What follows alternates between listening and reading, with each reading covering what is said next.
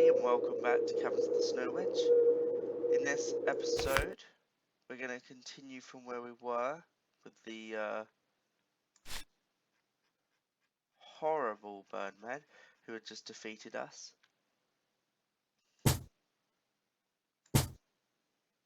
Okay, let's try that. So we got to be lucky first. Let's see. So that didn't change at all, but I have 9 luck anyway. Whew. Okay, I'm going to chuck a bookmark down in there, and remember it's this one. Then we have to fight him.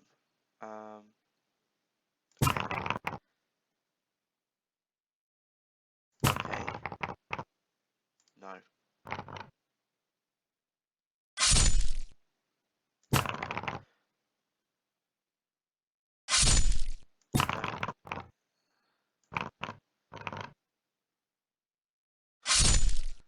That even more than me.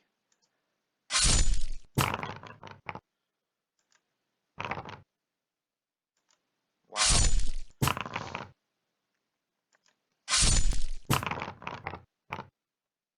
I think this episode will probably be just me fighting until I defeat this guy, which is unlikely to happen.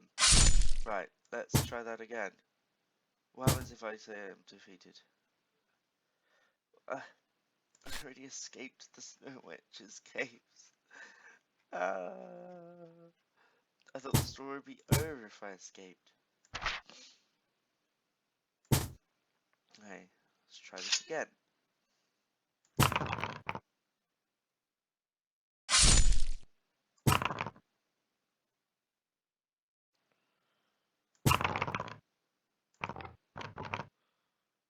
Don't see how that was fair. Giving him 2 6s. Excuse me.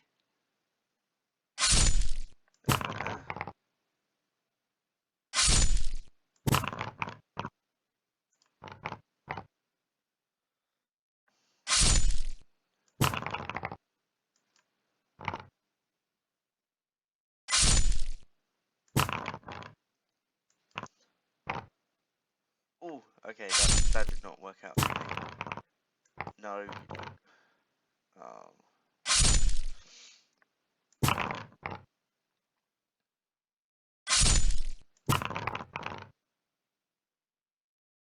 Okay, that should be 1 down. Whew. I have nothing to heal with. Ah. Bookmark, I guess. Turn. The other birdmen who were circling above you fly east after seeing the first birdman killed. Frightened that they might return with a huge flock, you decide to run across the plain. The sun is now overhead and you begin to sweat profusely. You become unbearably thirsty and curse the fact that you have not got a water bottle.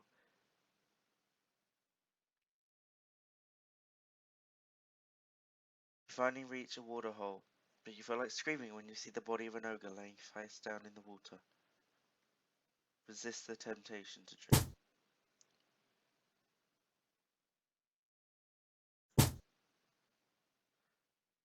The 3 of you set off to the south. Worried about the shortage of water, Stubb tries to offer some comfort by saying that you should reach Stonebridge in less than a day. He says that he is surprised that he hasn't seen any of his fellow dwarfs by now. Oh yes, we have, says Red Swift solemnly, but you won't want to see them like that. He points to a boulder about 50 meters west. The bloody body of a dwarf lies propped up against it, his head slumped forward, and he is motionless. His axe still in his hand, and whoever or whatever attacked him cannot be far away. Stubb runs up to the dwarf, wailing in grief. It's Maury the Ironsmith, he says. This looks like the work of hill trolls. Let's bury Maury and get to Stonebridge as quickly as possible to tell them this terrible news. Here, take Maury's water bottle. He won't need it now. After marking Maury's grave with his axe and helmet, you set off again for Stonebridge. Night is approaching, you decide to camp in the shelter of some rocks and bushes, despite Stubb's plea to carry on. You build a fire and settle down to sleep. Red Swift takes the first watch. I'd like to... There we go. Thank you. And how much luck have we actually got? 7.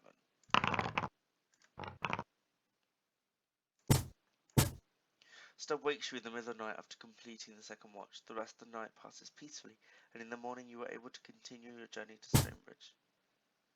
By mid-morning, Stubb has become quite excited, knowing that he will soon be home. Seconds later, the thought of his dead friend Maury depresses him, and he shakes his fist at the unseen hill trolls. An hour later, you see the distant wisps of smoke rising into the sky.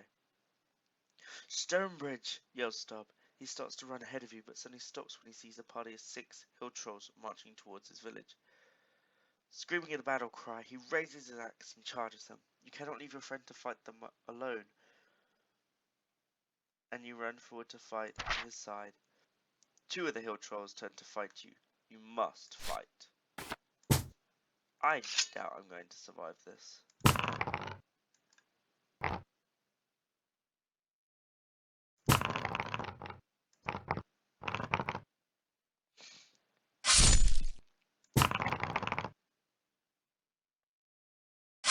I mean, who knows, I might make it.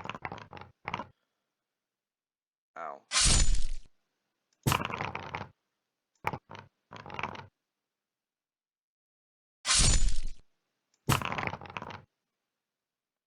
I might make it, say.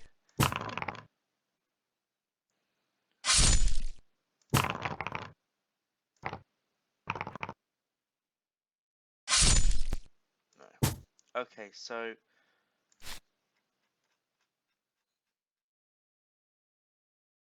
there's a lot of bookmarks here. There we go. 13. Is there literally nothing I can... There's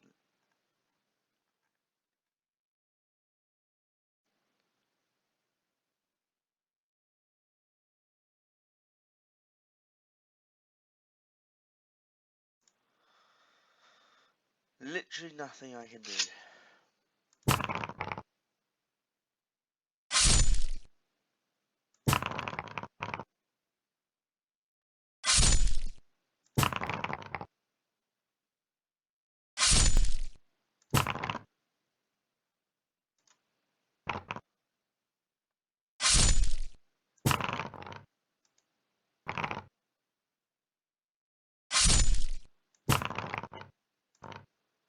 Oh no, I messed up.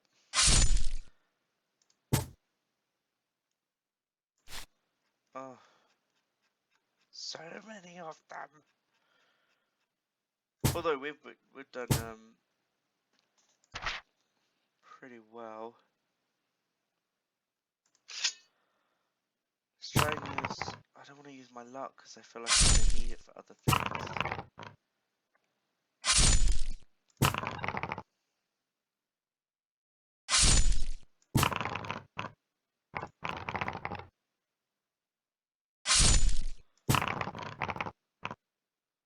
I think I just beat him without taking any damage. Okay.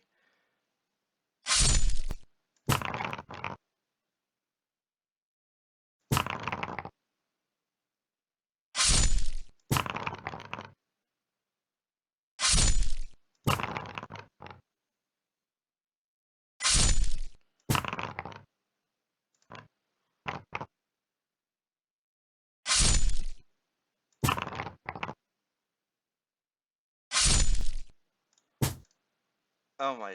Okay. Yep. Bookmarked. 4 HP. Stubbs' desire for revenge spurns him on, and he quickly defeats 2 of the hill trolls and then helps Rose Swift dispatch the remaining 2. He does not stop to search through the troll's belongings, but heads straight for Stonebridge. You follow him into the village, where he is greeted by his old friends. However, you soon discover that an air of gloom hangs over the dwarves. Even though they know that hill trolls are gathering to attack their village, they have lost their will to defend themselves since their fabled warhammer was stolen from King Gillibrand. Stubb is concerned by their loss of morale. He takes you to the inn to meet his friend Bigleg. He learns from Bigleg that an eagle took the warhammer but dropped it over Darkwood Forest. Then we must find it. Bigleg, we must leave immediately, says Stubb, forgetting his own troubles. He says, and he stands up and extends his hand to you, saying, "Well, friends, I'm sorry, but I will not be able to offer you our hospitality after all. I hope you understand."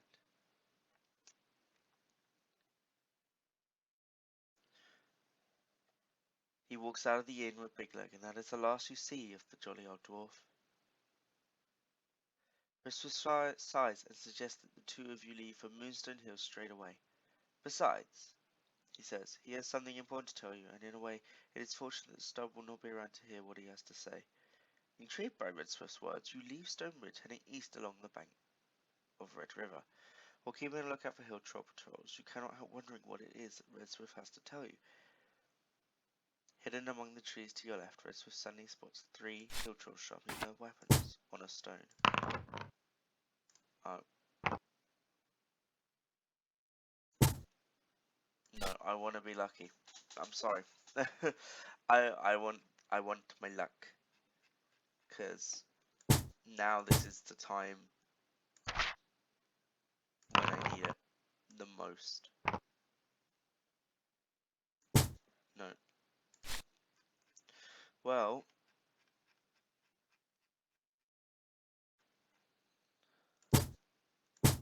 let's.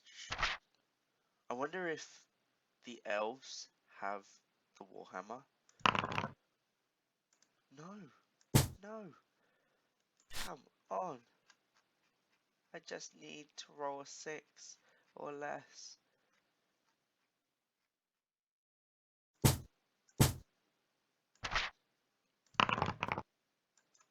That's an 8, and that's a 10. Oh, well, I hope they aren't going to start a war between the elves and the dwarves again, because that seems to be the cliche story.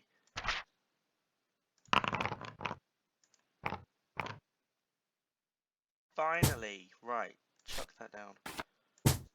Oh. The hill trolls do not see you, and you are able to slip by them unnoticed. Even though it is quite cool walking along the bank of the Red River, you start to sweat and feel dizzy. You look at Red Swift, and he too looks far from well. His face is white, and his eyes look dark and sunken. "Sit down," says Red Swift in a laboured voice. You gratefully stop and collapse onto the grass, quite worried now as your heart is beating very fast.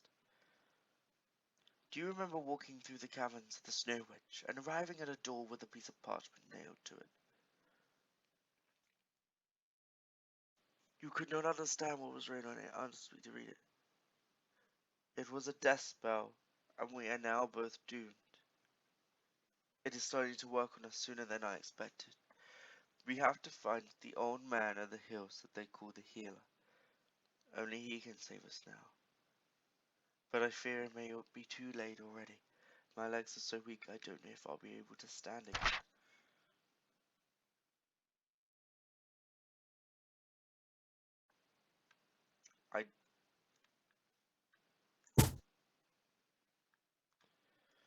You try to stand up, but your legs feel as stiff and heavy as iron. You look at Red Swift, he also tries to stand, alas without success.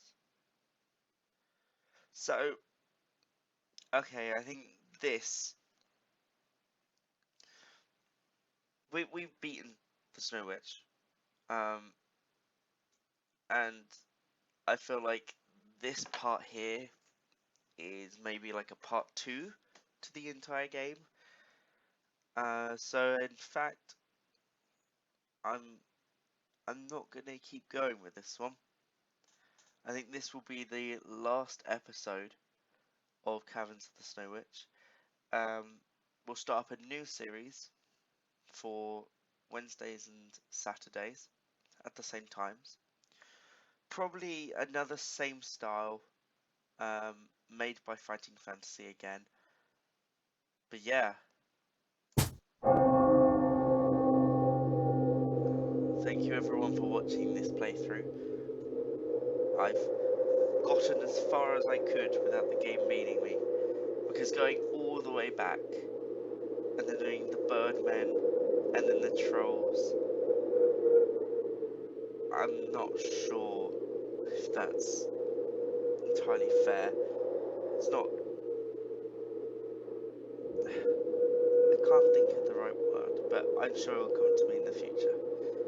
Anyway, this has been the Argonian Prince playing Caverns of the Snow Witch. I'll see you guys in our new Let's Play series